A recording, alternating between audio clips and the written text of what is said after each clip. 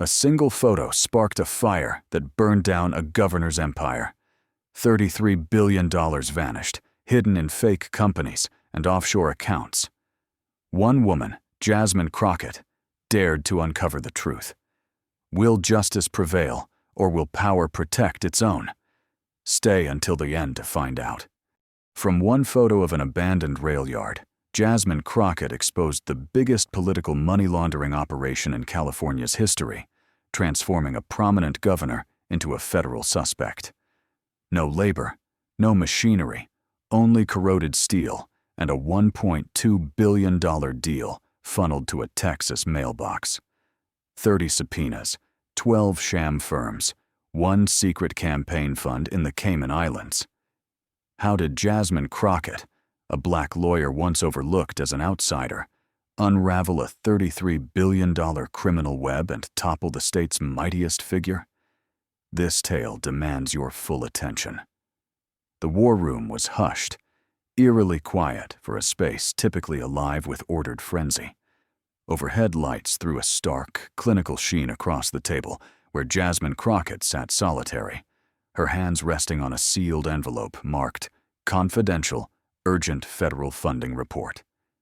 The air carried a faint whiff of ink and metal, like secrets poised to break free. When she opened the folder, her gaze swept the first page, and her heartbeat surged. $33 billion. That figure glared back at her, designated for California's high-speed rail venture. Yet below, in sharp relief, another number. 0 miles of rail constructed. A decade, $33 billion. Nothing built. Not a trace of groundwork, much less a working railway. Her grip tightened on the file, knuckles paling, her jaws strained louder than the surrounding quiet. She turned to the next page. Addresses. Scores of them. Contractors allegedly paid millions. But Jasmine recognized the pattern. Deceit cloaked in official jargon. As she read on, her focus honed like a sword unsheathed. Vacant lots, P.O. boxes, mail forwarding setups, no staff, no offices, just phantom entities, siphoning public funds like suited leeches. Each budget line stung like an affront, not to her pride, but to the American taxpayer. These weren't clerical slip-ups. They were betrayals etched into the ideal of civic duty. Jasmine leaned back, breathing evenly, eyes ablaze. "I want every cent tracked, every deception revealed, every culprit named," she declared, her tone low, deadly. In that instant, she wasn't an aide. She was a prosecutor poised to shatter a dynasty. When Jasmine sealed the folder and issued those precise words, "I want every cent tracked, every deception revealed, every culprit named," Washington stirred. The system kicked into gear. Within hours, secure lines buzzed, documents were copied, and tasks assigned. But one mission she delegated to a lone man, not for his disposability, but for his battle-hardened instinct and unflinching honesty. Sean Duffy, Transportation Secretary, was no mere administrator. A former Marine turned federal troubleshooter, he was summoned when structures crumbled under their own falsehoods, not to restore, but to conceal truths with surgical care. This time, he wasn't burying lies. He was unearthing them. 2 days later, his SUV navigated the parched fringes of Fresno. The terrain seemed scorched, not just by sun, but by neglect. Officially, this was Site C of California's high-speed rail project, once touted as the West's most visionary transport endeavor, a model of eco-friendly progress, a hallmark of American ambition. But what greeted him was a husk, a forsaken pledge rotting under a searing sky. Warped metal stretched over fractured concrete. Abandoned pillars jutted like a titan's ribs. Incomplete foundations appeared untouched since their initial pour, if poured at all. Duffy stepped out, boots sinking into powdery earth. The air wasn't industrial. It was sharp, stale, reeking of desertion. He paced the site, wind tugging at tattered plastic sheets like specters of a brighter vision. Scaffolding sagged like weary bones. Containers labeled Equipment Zone rusted shut, chained for years. No one was present. No foreman, no laborers, no engineers, just heat and stillness. He reached a crooked safety first sign dangling from a leaning fence, its message now a grim irony. Nearby, rebar curled like roots escaping the soil, proof of a stage never progressed. A blueprint stalled at the billing. Yet $33 billion had evaporated here, into the sun and dust, into oblivion. A voice pierced the quiet. "You lost, pal?" Duffy turned. A man stood in a rusted beam's shade, arms folded over a faded reflective vest. His face bore lines of sun, sweat, and something deeper. Disillusionment. His hands were rough, nails darkened by labor long ceased. "Or just here to tick another box?" Duffy didn't respond at once.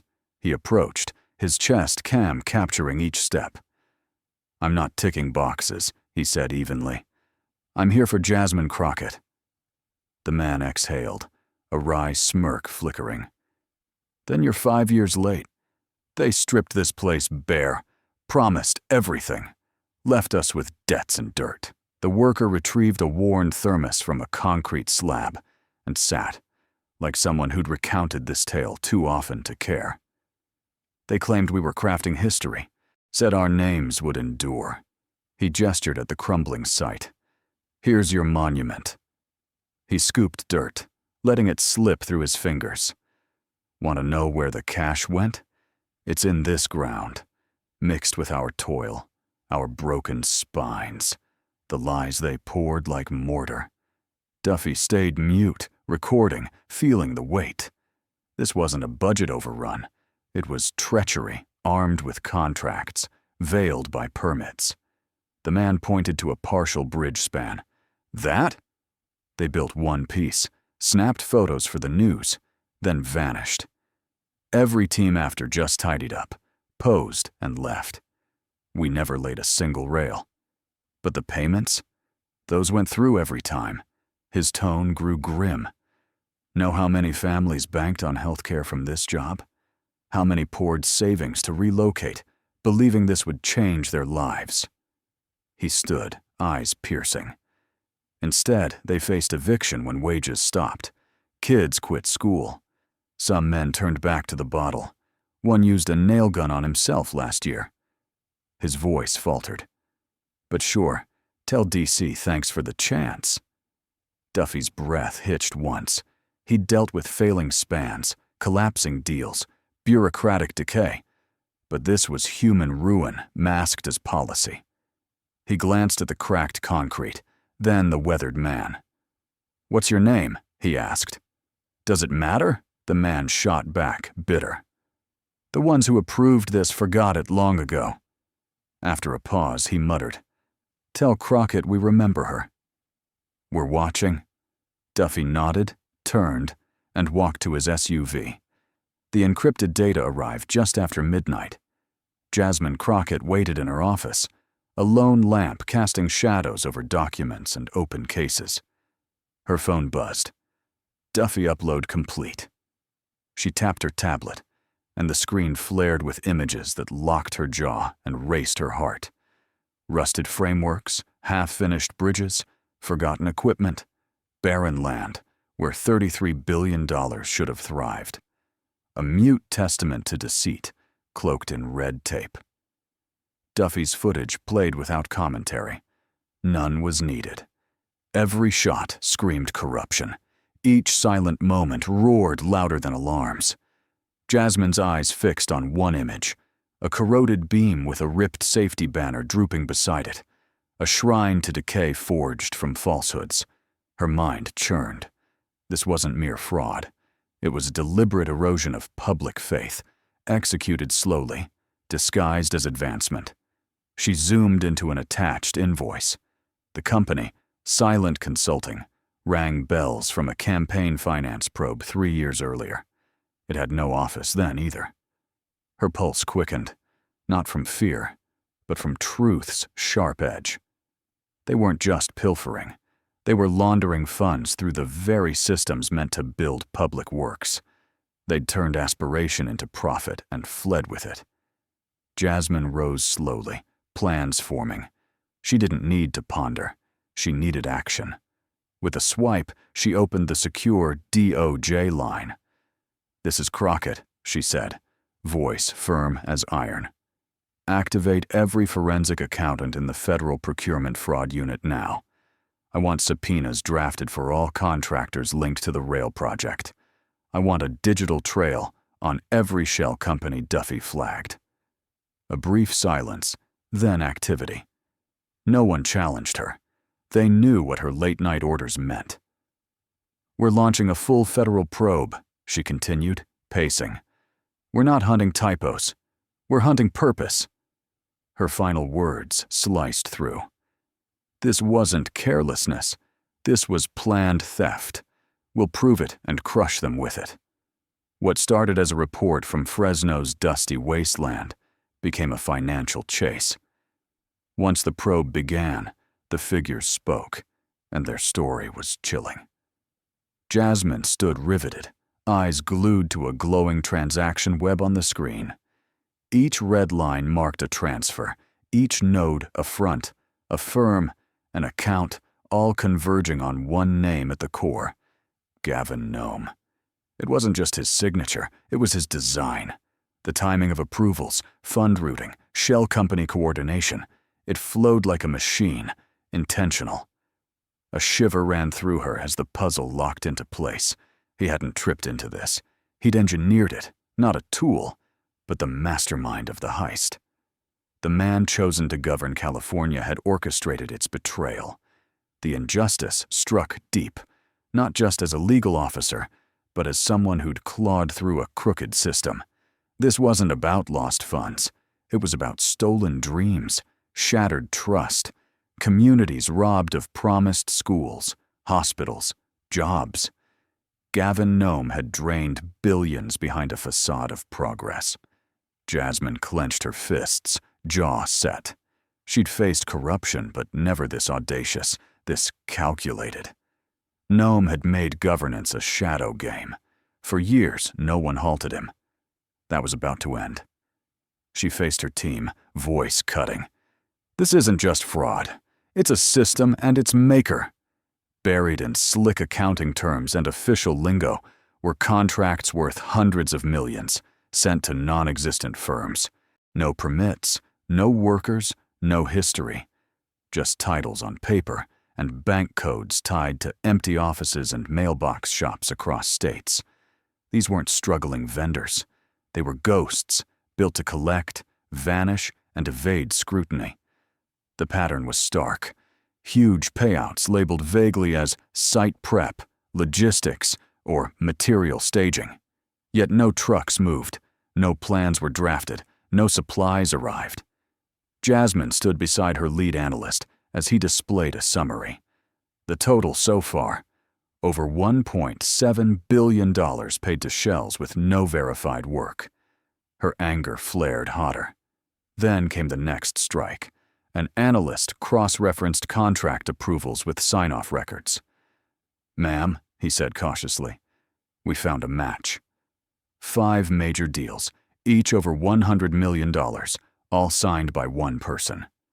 Jasmine moved swiftly, leaning over the screen, breath catching. There it was.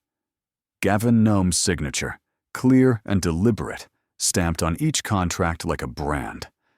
These weren't delegated approvals. They were direct orders from the governor's office, pushed through in under 48 hours, dodging every safeguard. Jasmine stared at the name, jaw rigid. This wasn't oversight failure. It was authority weaponized. The man who vowed innovation in speeches had bled the system dry. The worst was still ahead. One firm stood out: Solon Consulting. It had pocketed $1.2 billion in 4 months. The analyst tried to verify its existence. No office, no staff, no online presence. Its address was a mailbox in a Texas strip mall, squeezed between a pawn shop and a lone store. IRS filings showed one return claiming 0 income, 0 employees. Yet the payment trail told a different tale. Dozens of federal transfers poured in, then scattered to offshore accounts in 72 hours. Jasmine stared at the screen, hands still. Salon wasn't a front. It was a void crafted to swallow taxpayer money and disappear. Nome's signature marked every paper tied to it. She'd seen enough. Gavin Nome wasn't a leader grown lax with power. He'd armed it, building a system that thrived in darkness while he posed for cameras. Jasmine had bared the scheme's skeleton: ghost firms, lost funds, hidden accounts. Now she needed proof to silence skeptics, sway opinion, breach his defenses. She didn't wait long. Nome, ever the showman, couldn't resist the stage. Under scrutiny, with headlines mounting, he did what pride demands: stepped into view. The rushed press conference aimed to reclaim the story. But when Gavin Nome reached the podium, control was already gone. He looked polished: navy suit, white shirt, flag pin. But his eyes betrayed his poise. He cleared his throat, leaned to the mic, and began deliberately. "Let me be crystal clear," he said, eyeing the room. "These alleged investigations are political stunts, attacks by those who fear California's achievements." His smile was strained, forced. "There's no scandal, no fraud. We've been audited, vetted, cleared repeatedly." The lines sounded practiced, but reporters weren't swayed. One stepped up. "Governor, is it true $1.2 billion went to a firm with no office, no staff, no records?" Nome's jaw tensed. His tongue brushed his teeth before he answered. "Salon Consulting is one of many vendors in our fast-track initiative," he said. "We delegate. We act swiftly. That's how progress happens." Another voice called. "But that firm's tied to a Texas mailbox." A brief pause, a glint of doubt in his eyes. He shifted, tugged his tie, voice sharper. "This isn't about truth. It's politics. People like Jasmine Crockett chasing fame, not building infrastructure. She's not helping. She's grandstanding." In D.C., Jasmine stood in the war room, team around her, eyes fixed on the live feed. She didn't speak or blink, watching Nome unravel word by word. Sweat shone on his brow despite his team's efforts. His composure fractured. Reporters pressed. "Governor, did you authorize those payments? Do you deny your signatures on 5 major contracts? Why no oversight records?" His assurance eroded. Then a reporter, calm but precise, struck. "Governor, where's the money?" Nome froze for a moment. Enough. His eye twitched, lips parted, pupils dilated. A sweat bead trailed down his cheek. The silence lingered too long. In that moment, he confessed without words. Jasmine seized the remote, paused the feed. The screen held his face, half defiant, half exposed, a facade crumbling.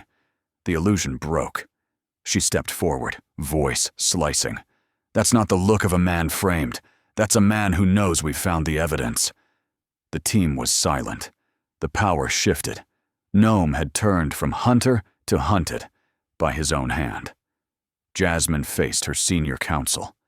"I want subpoenas for everyone linked to those contracts. Staff, brokers, corporate heads. I want warrants for the project's financial records, every draft, every hidden audit, every note." She paused, eyes on the frozen image. "Ensure they understand," she said, voice steel. His press conference was his signal. "Ours is coming. It's not a microphone. It's the law." The war room sprang to life. Phones glowed. Subpoenas were crafted. Files opened. Jasmine lingered on Nome's image. The sweat, the eyes, the lies. She leaned in, whispered. Not for cameras or crowds, but him. "You exposed yourself, Governor.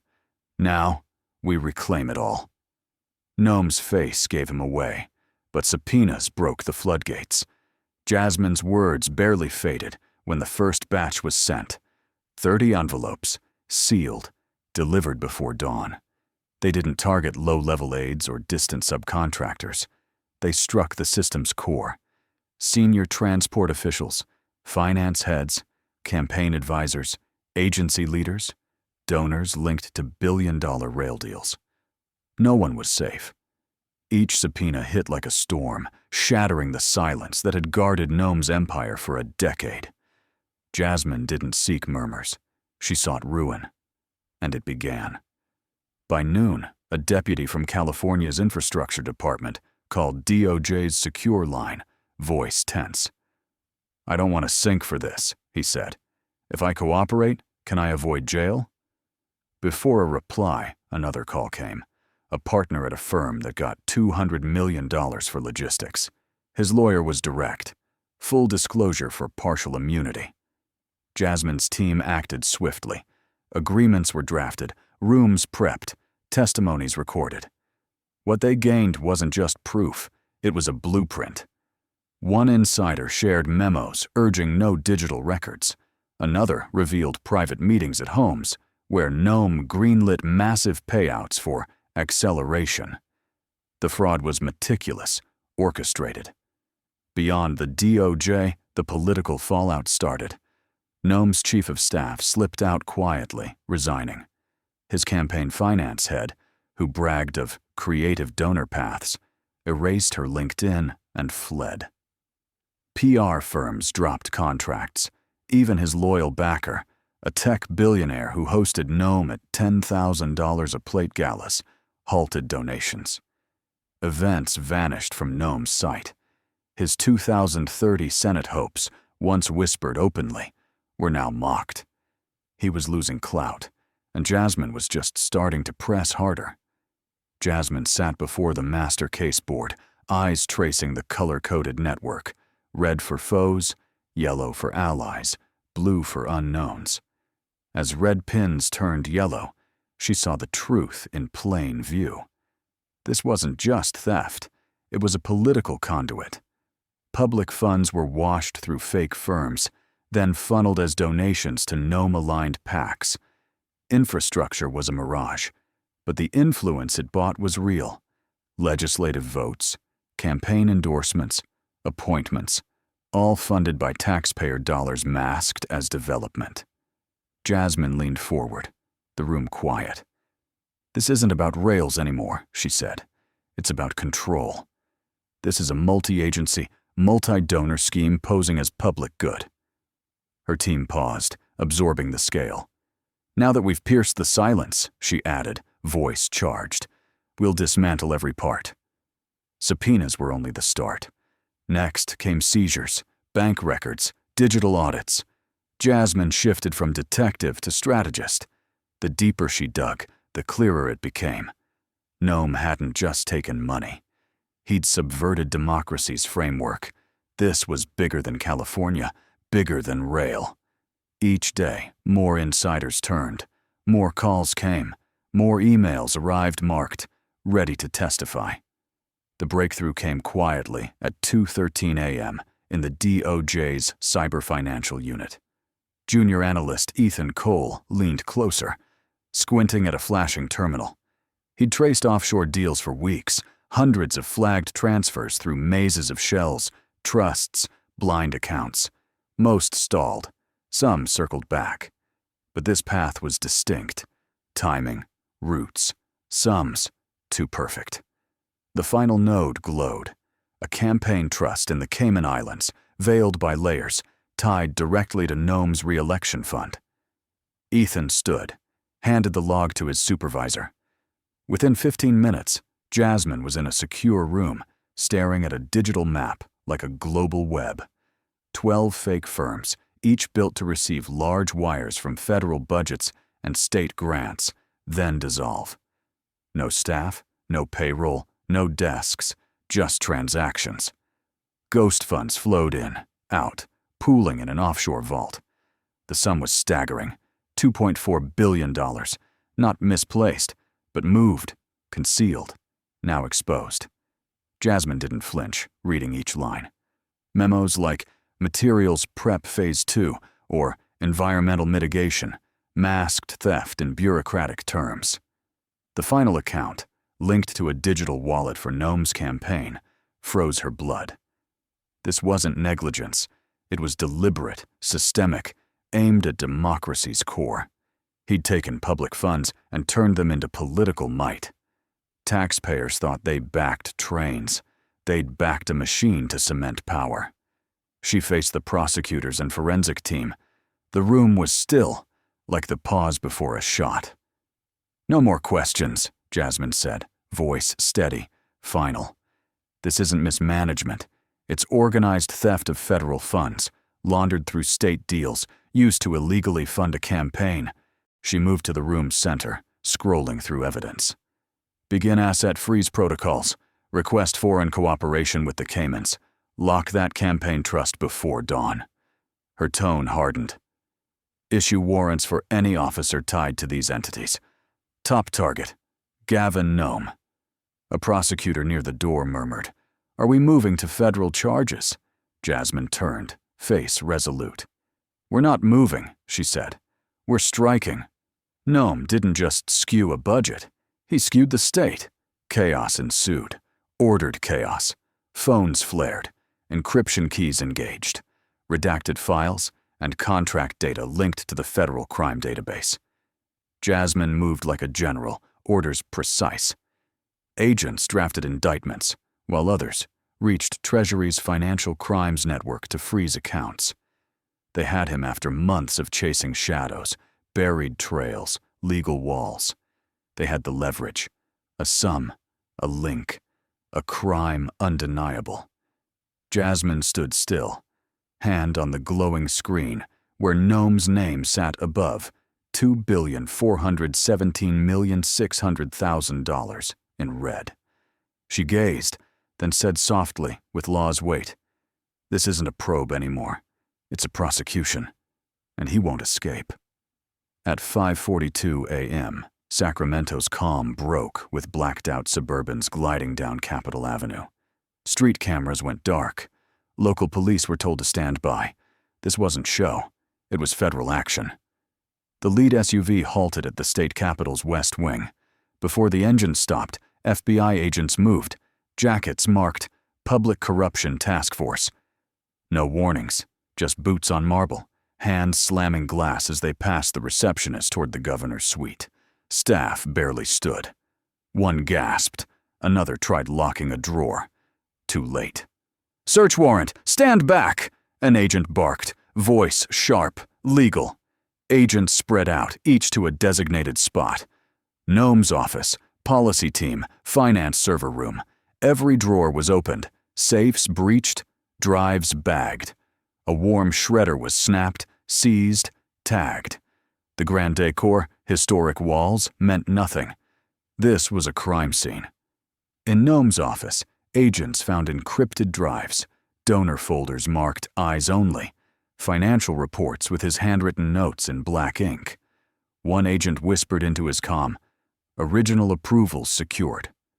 Director, unfiltered. Evidence boxes piled, photos taken of campaign relics now under federal seal. A staffer sat frozen, tears falling. She'd served 8 years, trusted Noam. Now, all was collapsing. 7 minutes after the Capitol raid, a second team hit Noam's campaign headquarters.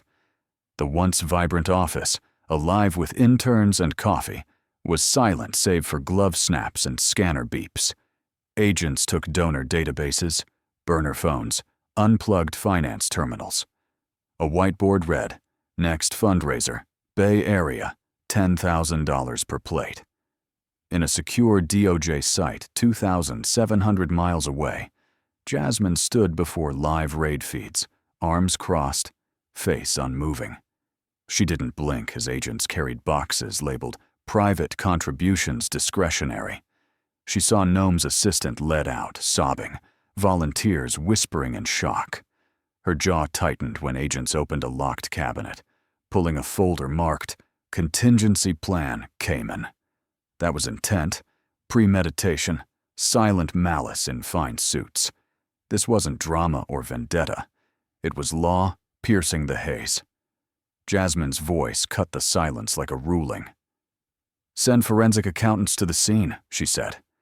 "I want live tracking on every wire in and out of his networks. If funds are moving, we stop them." Her team surged. Cyber units linked with financial crime teams. Airspace over the capital was locked. Every action was logged. Every asset marked. A junior agent found a handwritten note in Noam's drawer, unaddressed. "If you're reading this, I waited too long." The Capitol press room felt frigid, heavy with unspoken dread, the calm before a ship sinks. Helicopters buzzed outside. Inside, cameras stood tight, red lights blinking like relentless eyes.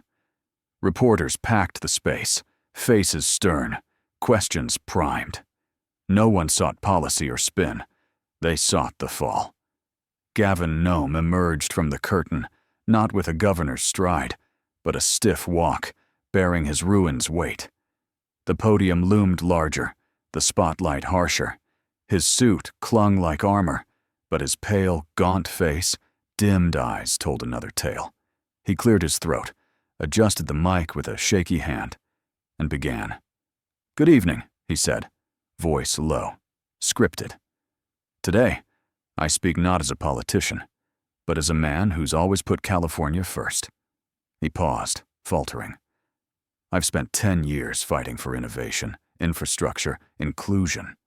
We've rebuilt schools, funded green energy, advanced transit. But recent politically driven claims have shadowed this work." He swallowed. "Effective immediately, I resign as governor of California." The room stilled. No outburst, just a soft breath of inevitability. The bomb had landed. Shock was sinking in. Noam pressed on, voice taut. "I'm innocent. I've done no wrong. The DOJ's story isn't truth. It's revenge, a federal overreach, a witch hunt to tear down our achievements for defying Washington." His gaze wavered, flicking left, down, back. His hand grazed the podium, fingers tapping. "They call this justice," he said. "I see ambition cloaked as law. People like Jasmine Crockett twisting the system to rise while pulling leaders down." His voice broke, not from feeling, but strain, a career crumbling under subpoenas and transfers. "This resignation isn't guilt," he said. "It's sacrifice. I won't let California's government stall for a circus." But the circus had started. A reporter rose. "Governor, will you face charges?" Another. "Did your campaign account in the Caymans take federal funds?" A third. "How many aides turned on you?" Noam flinched, lips parted. No words came. He clenched his jaw, leaned to the mic. "I won't answer media lynchings. That's not justice. That's theater." The room hummed with disbelief. No applause, no family, no dignity, just flashing cameras, murmurs, a long walk behind the curtain to emptiness. He left a silence, a legacy shattered, not by foes, but truth. As the door closed, questions lingered, but Noam wouldn't answer. The law would. As Noam slipped into disgrace's shadows, Jasmine Crockett stepped into light with law's might. The DOJ briefing room was packed. Reporters whispered under buzzing lights. Cameras aimed at the DOJ seal, a final verdict. Silence fell, not by order, but presence. Jasmine reached the microphone, folder in hand, stance unyielding, face stone. She didn't look at cameras or smile. She opened the folder, placed it on the podium, and spoke, not as a politician or lawyer, but as a system long denied its bite. "Today," she began, voice calm, firm, "the Department of Justice unseals a criminal indictment against former Governor Gavin Noam and co-conspirators tied to the high-speed rail project." The words hit like blows. Charges include massive financial fraud, misuse of federal funds, and conspiracy to launder billions through domestic and global shells. No one stirred. Flashbulbs flared. Jasmine pressed on, steady. "Our evidence reveals a planned scheme, designed, approved, and directly authorized by the former governor to divert public funds into private political gain. She paused, letting the weight settle. Make no mistake, this was not an error or mismanagement. This was theft of taxpayer money, public faith, and democratic honor. She turned a page. We have digital records, encrypted messages, financial logs, sworn statements from cooperating witnesses. Her eyes narrowed. Every transfer, every faked audit, every offshore account traces back to one office. She didn't need to name him. The room knew. This isn't politics. It's criminal accountability, and the law will strike with full force. Reporters erupted. Jasmine stood firm, meeting their gaze. Justice isn't a news cycle. It's a process. Today, it begins. The storm didn't wait. Within hours of Jasmine's statement, media turned from reporting to reckoning. Networks cut into broadcasts with red banners. DOJ charges former Governor Gavin Nome in $2.4 billion fraud scheme. The term spread, Railgate. It began in a Sacramento journalist's tweet, then hit MSNBC, blazed across the New York Times, Washington Post, Los Angeles Times. Railgate, a corruption crisis. It dominated national headlines.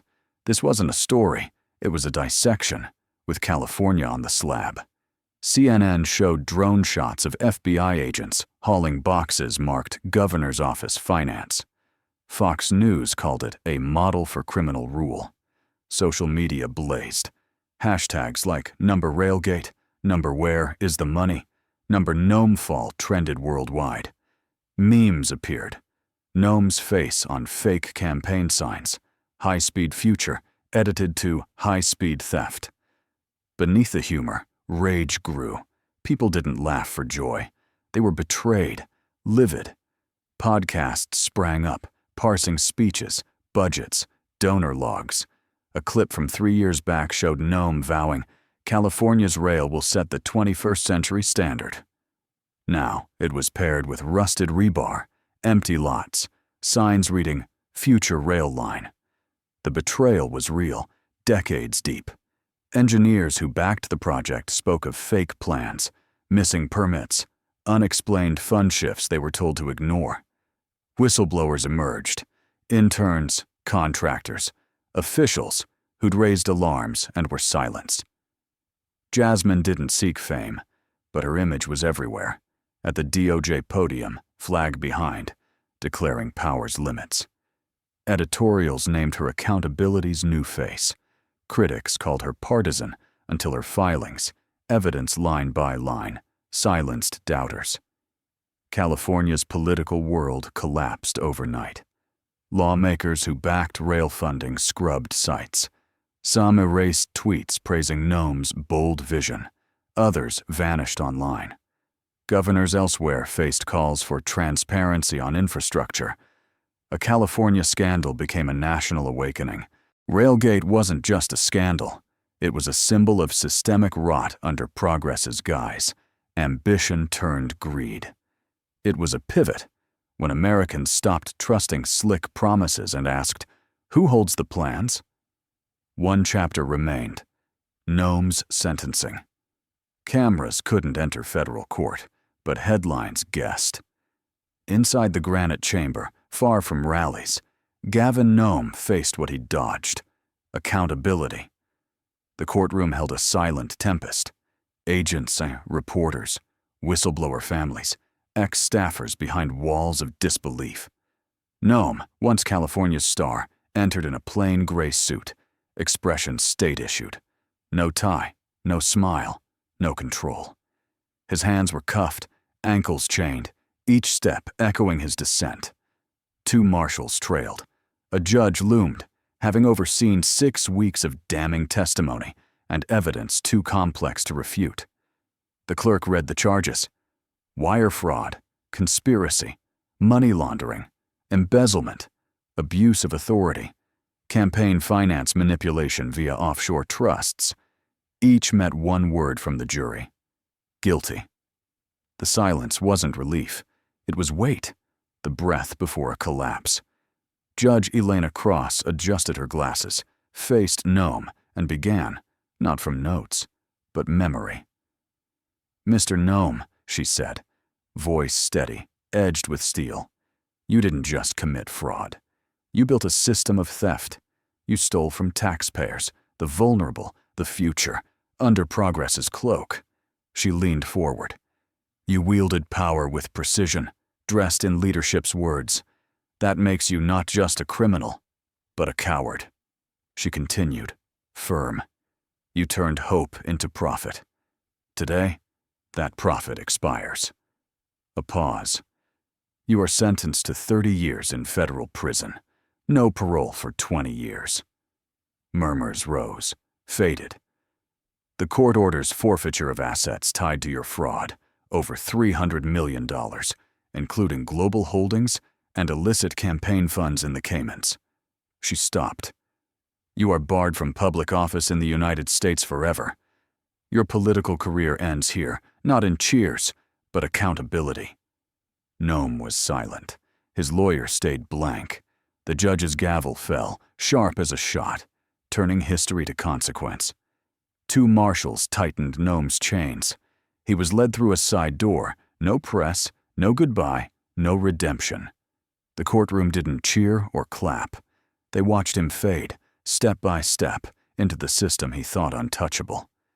Jasmine stood alone in her office, lights low, rain blurring the city outside. The press had stilled. The courtroom was empty. Nome was headed to a maximum security prison in Colorado. No toasts, no speeches, just silence and the burden of what it took. She stared at the blank caseboard, cleared of images, strings, names. Her mind lingered. Truth's price wasn't just political, it was personal. She'd lost sleep, trust, allies in the storm. She'd been threatened, belittled, accused of showboating, yet stood for principle, not power. She touched her desk, recalling late nights, secret briefings, witnesses who nearly fled. She recalled Duffy's first photo, rusted beams in Fresno's sun, ringed by dust. That sparked her suspicion. This was when the lie collapsed. Her phone buzzed. Reporters, praise, operatives eager for her next battle. She ignored it. She didn't need fame or platforms. She looked up, exhaled, whispered to herself, "We didn't triumph. We set the record straight." Sometimes that's enough. In the aftermath, America did what it does after scandal, sought parallels. Pundits argued, scholars wrote, historians cited Watergate, Enron, now Railgate. Each scandal had its structure, born from secrecy, power, a belief no one saw. Watergate had tapes, Enron, fake ledgers, Railgate, hollow steel, fake firms propped by forged deals. Railgate felt bigger for its scope, not just political or financial, but systemic, personal. In Watergate, Nixon fell after reporters broke a conspiracy. In Enron, a firm crumbled, taking pensions with it. Railgate was closer, a betrayal in roads, broken vows. Californians passed rusted scaffolds, believing progress neared, unaware they passed a crime. Instead of jobs, there were offshore accounts, not theft, but hope. Nome didn't just take funds. He took time, faith, trust. That's why justice felt monumental. As journalists echoed Jasmine's line, this wasn't just political, it was engineered theft. It carved into memory like, "I'm not a crook." The lesson wasn't just legal, it was moral. Shadow empires face the light eventually. The bigger the lie, the louder the quiet before it bursts. They called it Railgate, rightly so. A scandal of faith lost, a symbol of greed's rise. Let Railgate be a parable, not just for one man's fall, but for how systems bend until someone forces them back. Not for glory, but for truth. Because when power serves itself, it shatters, not with a boom, but with the steady march of justice.